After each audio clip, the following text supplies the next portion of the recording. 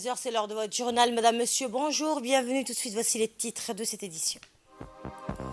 Ismaël Omar Guelleh a reçu aujourd'hui au Palais de la République le vice-président yéménite qui, à la tête d'une délégation de son pays, effectue une visite de travail à Djibouti.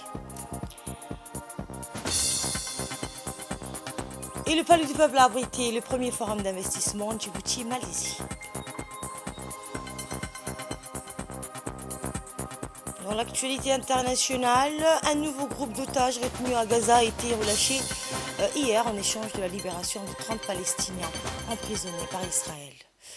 Bonjour et merci de nous accueillir chez vous. Le chef de l'État, Ismaël Omar Guelleh, a reçu aujourd'hui, en fin de matinée, au Palais de la République, le vice-président yéménite, le général Tariq Mohamed Abdallah, qui, à la tête d'une délégation de haut niveau de son pays, effectue une visite de travail à Djibouti. L'audience entre le président Guelleh et le vice-président yéménite a servi de cadre d'échange sur l'état de la situation au Yémen, théâtre depuis 2014 d'un conflit opposant le gouvernement légal de ce pays aux forces d'une rébellion armée, les Houthis.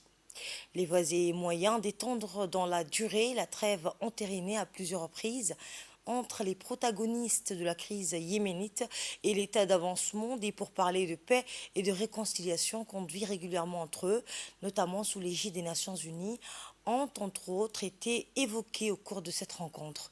Djibouti est attaché à l'unité du Yémen, pays frère avec lequel nous avons en partage des liens séculaires tissés par le fil de l'histoire, de la proximité géographique et culturelle. Le niveau élevé de solidarité de la République de Djibouti avec le Yémen est à la mesure de l'accueil, l'hospitalité et la protection systématique à laquelle notre pays se résout vis-à-vis du peuple frère yéménite à chaque fois qu'il est confronté à un cycle nouveau de conflits fratricides. Lors de son audience avec le président Guelleh, le vice-président yéménite était entre autres accompagné de l'ambassadeur de la République de Djibouti au Yémen, de l'ambassadeur de la République du Yémen auprès de la République de Djibouti, Abdallah Moussalem Al-Soukouti, du vice-ministre de l'Industrie et du Commerce, du gouverneur du gouvernorat de Taïz, du gouverneur donc de Hodeida, du directeur du cabinet de la vice-présidence. À noter également la présence au sein de la délégation conduite par le vice-président yéménite à Djibouti du chef des forces spéciales, le général Mohamed Salah, et du chef des gardes-côtes, le colonel Abdel Abdou. Côté djiboutien, le ministre de l'Enseignement supérieur et de la Recherche, Nabil Mohamed Ahmed, l'ambassadeur de la République de Djibouti auprès de la République du Yémen, Mohamed Ali Issa, le maire de la ville de Djibouti, Saïd Daoud Mohamed, le commandant de la garde-côte, le colonel Wass Omar Barole, le directeur du département arabe du ministère des Affaires étrangères, Mohamed Ali Wali, et le secrétaire général de la présidence, Mohamed Abdelaye Waes, en prépare à la rencontre entre le président de la République et le vice-président yéménite. Le Palais du Peuple a abrité aujourd'hui une cérémonie de premier plan dédiée au forum d'affaires entre Djibouti et la Malaisie, organisée par le secrétariat d'État chargé de l'investissement et du développement du secteur privé, en collaboration avec la Chambre de commerce, présidée par le Premier ministre Abdelkader Kamel Mohamed. L'événement a attiré la participation de membres du gouvernement, de parlementaires ainsi que d'hommes d'affaires des deux nations. Ce forum centré sur les affaires et les investissements entre Djibouti et la Malaisie revêt une importance particulière en consolidant la volonté des deux pays de renforcer leurs relations économiques et commerciales bilatérales. Il reflète également la détermination commune à élever donc les échanges à un niveau exceptionnel basé sur l'excellence des relations de coopération et des convergences de vues au sein des instances internationales. Le gouvernement a pris plusieurs mesures significatives pour rendre le climat des affaires plus attrayant.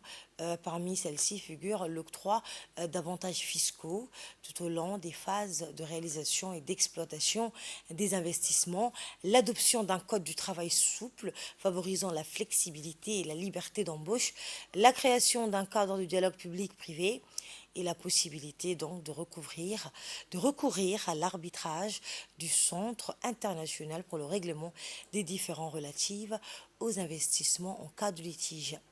D'autres mesures incluent la liberté de transfert des revenus provenant des capitaux investis, l'adhésion à l'agence multilatérale de garantie des investissements, le libre accès aux marchés publics et la promotion de la transparence dans les procédures d'attribution des marchés. Dans son allocution, le président de la Chambre de commerce, Youssouf Msedoualé, a mis l'accent sur le rôle prépondérant que joue le secteur privé dans le développement économique et social de Djibouti. Il a notamment souligné que le secteur privé est le principal moteur de la croissance économique, créateur d'emplois et d'innovation. On l'écoute.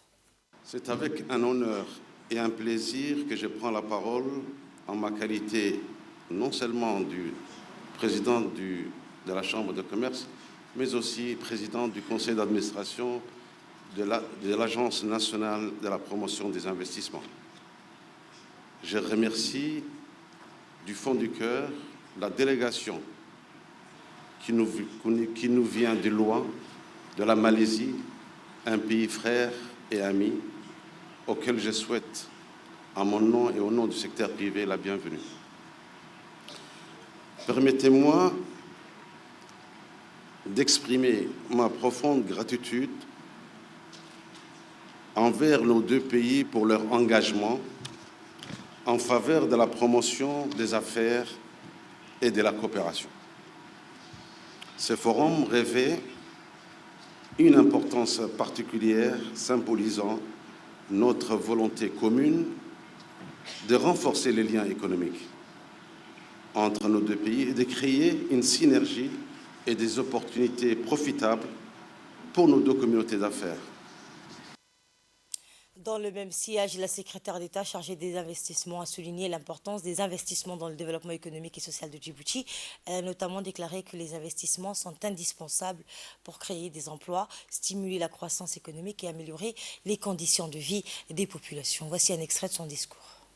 Je voudrais commencer par souhaiter la bienvenue aux investisseurs malaisiens en République de Djibouti et leur dire que en investissant en République de Djibouti, vous serez chez vous parce que vous allez bénéficier des droits dont jouissent les investisseurs djiboutiens et vous serez soumis aux obligations auxquelles se soumettent les investisseurs djiboutiens.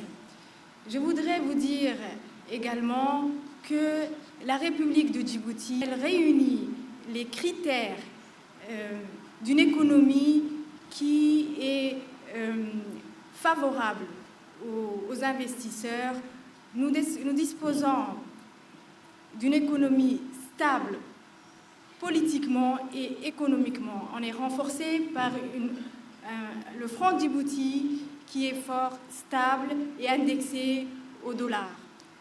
Je voudrais vous dire également qu'en République de Djibouti, nous avons des infrastructures portuaires. Djibouti a énormément investi dans son port, qui aujourd'hui constitue le poumon de son économie. Et dans ce contexte de mondialisation économique, Djibouti est très bien positionnée. Elle a noué des relations stratégiques avec l'Afrique. Vous savez, en République de Djibouti, vous êtes dans une économie ouverte sur le marché du COMESA. Le marché du COMESA, c'est 700 millions de consommateurs, chers investisseurs venant de la Malaisie. Et pour sa part, le ministre des Finances a souligné que Djibouti offre un environnement favorable aux investissements. Le pays, a-t-il déclaré, dispose d'infrastructures de premier plan, un atout majeur qui change la donne.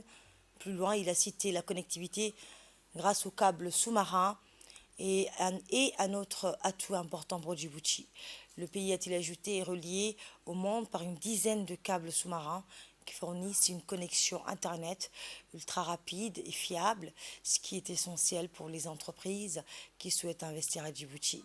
Il n'a pas manqué de citer la stabilité monétaire, qui est un facteur important pour les investisseurs étrangers.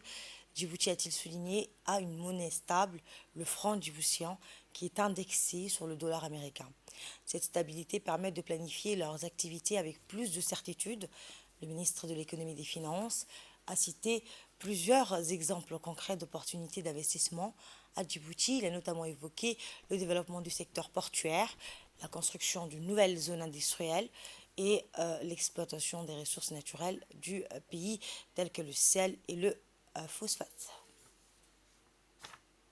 Et nous retrouvons l'appel à la prière. Restez avec nous pour le reste de l'actualité. C'était l'appel à la prière. Bienvenue si vous nous rejoignez lors de cette cérémonie donc, de premier plan dédié au forum d'affaires entre Djibouti et la Malaisie. Le Premier ministre a dans son discours présenté les avancées majeures qu'a fait la République de Djibouti pour améliorer son environnement des affaires depuis ces dernières années. Le forum d'affaires et d'investissement Djibouti-Malaisie est un important événement qui consolide notre volonté de renforcer nos relations économique et commerciale bilatérale.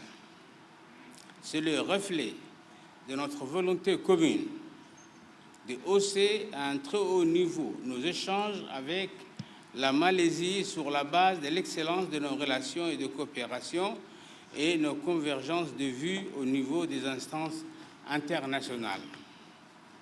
La République de Djibouti connaît depuis quelques années une croissance estimée à 7%. Cette performance est le fruit de la mise en œuvre d'un modèle de développement économique de notre président de la République et défini dans la vision 2035. Il consiste à faire une vaste plateforme logistique de commerce et de services bancaires.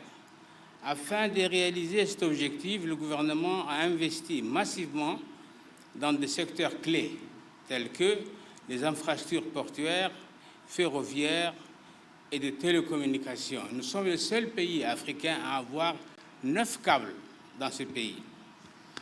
Toutefois, pour pérenniser les acquis et réussir à la transformation des objectifs en une économie moderne, performante et compétitive, il nous faut élargir le champ de nos investissements et l'éventail des partenaires. Et grâce à cet élan, nous serons en mesure de maîtriser mieux l'enjeu de la diversification de notre économie et de la primauté du secteur privé dans l'activité économique. Je tiens à rappeler ici que dans le cadre de l'amélioration du climat des affaires et des investissements de notre pays, a mis en œuvre une stratégie ambitieuse de réforme. Les résultats reflètent sans ambiguïté l'engagement des autorités nationales et les efforts consentis par les institutions nationales concernées sous la coordination de l'Agence nationale pour la promotion des investissements. Ainsi, les réformes réalisées n'ont pas manqué d'impulser une meilleure performance à notre environnement des affaires, ce qui a hissé la République de Djibouti parmi les 10 meilleurs pays réformateurs avec gain de points significatifs aux différents critères. La plateforme du guichet unique abrite et fournit aujourd'hui les prestations des services de 16 institutions publiques et parapubliques. L'ensemble des formalités et procédures auxquelles sont tenus les investisseurs sont accomplis en un seul lieu et en moins de temps et à un moindre coût. Dans l'actualité également, la 173e session de l'Assemblée générale du Bureau international des expositions a eu lieu donc hier. Le ministre des Affaires étrangères et de la coopération internationale, Mohamed Ali Youssouf, a pris part à Paris aux travaux de cette réunion. Il était accompagné de l'ambassadeur de Djibouti en France, des ambassadeurs Ghili Idriss Omar, Moussa Mohamed Omar, respectivement directeur des relations multilatérales et directeur de la communication au ministère des Affaires étrangères et de la coopération internationale. Les temps forts donc, de la session comprenaient l'approbation du procès-verbal de la 172e session, le rapport financier de la Commission d'administration et du budget, ainsi que la reconnaissance de la triennale dit Milano 2025. Dans l'actualité également, aujourd'hui, donc Djibouti Télécom a orchestré une cérémonie marquante célébrant l'installation d'un tout nouveau câble sous-marin établissant une connexion vitale entre l'Inde et l'Europe. Ce câble passe par Djibouti et traverse plusieurs autres pays tels que l'Italie, la Grèce, l'Égypte, Oman, l'Arabie Saoudite et l'Inde. La cérémonie, placée donc sous l'égide du ministère de la Communication chargé des postes et des télécommunications, dirigé par donc Radouane Abdoulaye Bahdon, a vu la participation du directeur général de Djibouti Telecom ainsi que de plusieurs cadres de la société. Durant l'événement, le ministre et le directeur de Djibouti Telecom ont symboliquement tiré sur le câble pour démontrer que désormais, ce câble sous-marin passe par Djibouti Telecom. Écoutez donc justement le directeur général de Djibouti Telecom pour plus de précisions. Et cela prouve donc la position de hub régional et même international que nous avons su créer au cours des dernières années. Aujourd'hui, tous les consortiums de câbles qui traversent donc la mer Rouge et l'océan Indien souhaitent donc atterrir à Djibouti sans que Djibouti Telecom ou l'État djiboutien n'investissent $1. Donc nous avons créé une position attractive. Nous sommes également, pour votre information, la position la plus compétitive aujourd'hui dans la région Afrique de l'Est en termes de wholesale. Le 10 gigabits que Djibouti Telecom vend est plus compétitif donc, que le 10 gigabits qui est vendu à Mombasa au Kenya ou en Afrique du Sud.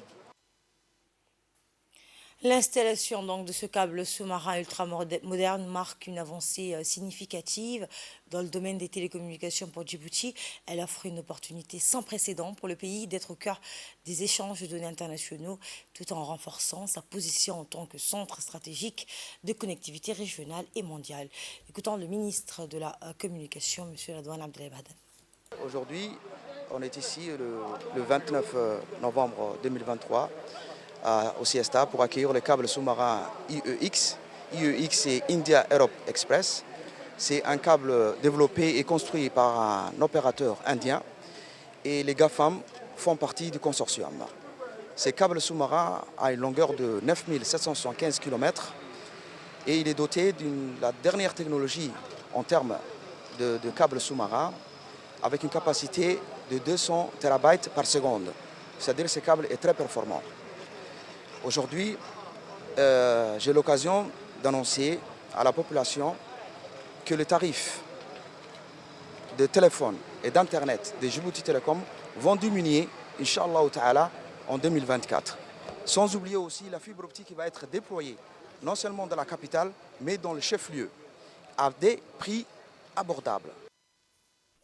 Le Kempinski Palace Hotel a abrité hier la clôture d'un atelier dédié à la fiscalité de l'ODD, présidé par le secrétaire général du ministère du Budget, a vu la participation de la représentante du PNUD à Djibouti et donc du directeur général des impôts, ainsi que les cadres du ministère du Budget et d'Environnement. Durant 3 jours, les experts du PNUD et de la direction des impôts ont débattu sur la question de taxation de carbone.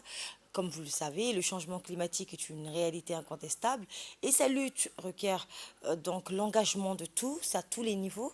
La taxe carbone, un outil fiscal innovant et essentiel, se présente comme une réponse concrète pour inciter à la réduction des émissions de gaz à effet de serre. Cet atelier donc est une opportunité unique afin de contribuer à la lutte contre les changements climatiques à travers des moyens fiscaux innovants et efficaces. Au ministère chargé du budget, merci pour votre participation, mais également au ministère de l'économie et des finances pour cette volonté de collaborer sur le lien entre développement durable et la fiscalité. Écoutez le directeur général des impôts. L'objectif de cet atelier qui s'inscrit dans un cadre d'un engagement au pays que la Direction générale des impôts a signé avec le PNUD, qui a pour but de mettre en place, de voir un peu toutes les pistes de réflexion qui ont trait à la mobilisation de ressources et plus particulièrement à la taxe carbone. L'objectif de cet atelier, c'était de voir un peu qu'est-ce qui se passe un peu partout dans le monde et de faire l'inventaire des textes en vigueur en République de Djibouti. Et par la suite, au-delà de ça, je pense que nous avons échangé un peu sur la problématique, sur les différentes problématiques qui peuvent se poser. Et par la suite, à la restitution on essaiera de voir un peu comment on pourra travailler ensemble sur une stratégie qui englobera tous les parties prenantes, à savoir le ministère de l'Intérieur, les contribuables, le ministère du Budget. C'est une entreprise que seule la DGI ne pourra pas décider toute seule. Donc il faudra que, au sortir de cette formation, je pense que les responsables de la DGI sont mieux outillés maintenant à l'issue de cet atelier et qu'on mènera à bien les activités nécessaires pour engranger un peu les ressources que nous pourrons mobiliser dans ce cadre-là. Et voici à présent un extrait de l'intervention du secrétaire général du ministère du Budget. C'est avec un grand honneur et une responsabilité profonde que je m'adresse à vous aujourd'hui à l'occasion de l'ouverture de cet atelier dédié à l'objectif de développement du millénaire, des objectifs de développement durable qu'on appelle aujourd'hui spécifiquement, et les ODD numéro 13 qui concerne les actions climatiques. Et c'est une heureuse coïncidence que notre atelier ait lieu en ce moment même, en ce moment où s'ouvre bientôt la COP28 aux Émirats. À travers cet atelier, notre objectif est triple: former, élaborer et auto-évaluer, en particulier en ce qui concerne la mise en œuvre de la taxe carbone. Nous sommes à un tournant crucial de notre histoire. Le changement climatique est une réalité incontestable et sa lutte requiert l'engagement de tous, à tous les niveaux. La taxe carbone est un outil fiscal innovant et essentiel et se présente comme une réponse concrète pour inciter à la réduction des émissions de gaz à effet de serre. Toutefois, pour que cette taxe soit efficace, elle doit être conçue et appliquée de manière équitable et transparente. Elle doit aussi être adaptée à la réalité socio-économique de chaque pays. C'est pourquoi la formation est un pilier essentiel de notre travail. Nous devons partager les connaissances, les meilleures pratiques et les leçons apprises pour élaborer des politiques fiscales qui soient non seulement efficaces, mais aussi justes. L'élaboration de cette politique doit être inclusive, tenant compte des voix de tous les secteurs de la société. Les entreprises, les communautés locales, les organisations non gouvernementales et les citoyens doivent tous avoir un rôle à jouer dans ce processus. La coopération et le dialogue seront les clés pour assurer que la taxe soit non seulement acceptée, mais aussi efficace. Enfin, l'auto-évaluation est cruciale. Nous devons constamment évaluer l'impact de la taxe carbone sur l'économie, l'environnement et la société. Et notre équipe de reportage a recueilli une série de réactions, dont celle du coordinateur fiscal du projet, M. Abdel Fattah Moussé Aré.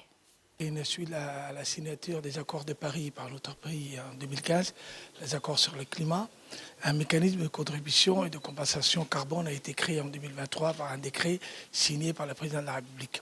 Ce décret met en place une agence souveraine de carbone. L'atelier d'aujourd'hui, qui se déroule depuis dimanche et jusqu'à aujourd'hui, pendant ces 3 jours, réunit l'ensemble des acteurs concernés par cette thématique, le ministère du Budget, le ministère de l'Économie et des Finances, le ministère de l'Environnement, le ministère de l'Énergie, pour pouvoir, cet atelier donc organisé avec l'appui du PNUD, se propose de former tous ces responsables sur le mécanisme éventuel de mise en place d'une taxe carbone et sur les thématiques qui se rattachent à la taxe carbone. L'atelier se termine aujourd'hui. La plupart des participants ont pu prendre connaissance de la problématique de l'ODD 13 sur le climat, voir comment il était possible de pouvoir créer la taxe carbone à Djibouti. Et il a été bénéfique pour l'ensemble des participants. Et j'ai saisi cette occasion pour remercier l'ensemble des départements ministériels qui ont bien voulu participer avec nous et à cet atelier. A dit qu'il, dans le cadre de la lutte acharnée contre la contrebande et les produits illicites, une opération fructueuse a été menée dans la circonscription de Yoboki, à Galafi plus précisément, où les forces douanières de Galafi ont collaboré étroitement avec l'armée frontalière et la police pour intercepter une importante cargaison de khat en provenance d'Éthiopie. Les éléments des douanes de Galafi, en collaboration étroite avec les forces de l'armée frontalière et de la police, ont réussi à mettre la main sur 15 colis de quat, chaque sac pesant 50 kg, soit un total impressionnant de 750 kg. Suite à cette saisie, une séance de destruction des marchandises a été organisée sur place et les produits ont été incinérés. Il est important de souligner que cette opération a été menée sous l'autorité de M. Ahmed Ali Hassan, chef de brigade de Gallafi. Je vous le disais en titre, un nouveau groupe d'otages retenu à Gaza a été donc relâché hier en échange de la libération de 30 Palestiniens emprisonnés par Israël après la prolongation pour 48 heures de la trêve entre la résistance du Hamas palestinien et l'armée israélienne. Plusieurs femmes accompagnées ont été remises au comité international de la Croix-Rouge à Rafah, dans le sud du territoire palestinien, près de la frontière égyptienne. Eh bien, l'extension de la trêve doit permettre la libération demain de 20 otages israéliens, de 60 prisonniers palestiniens selon le Qatar, principal médiateur dans les négociations sur le dossier des otages. Et c'est la fin de notre édition. Merci à vous de nous avoir suivis et à très bientôt.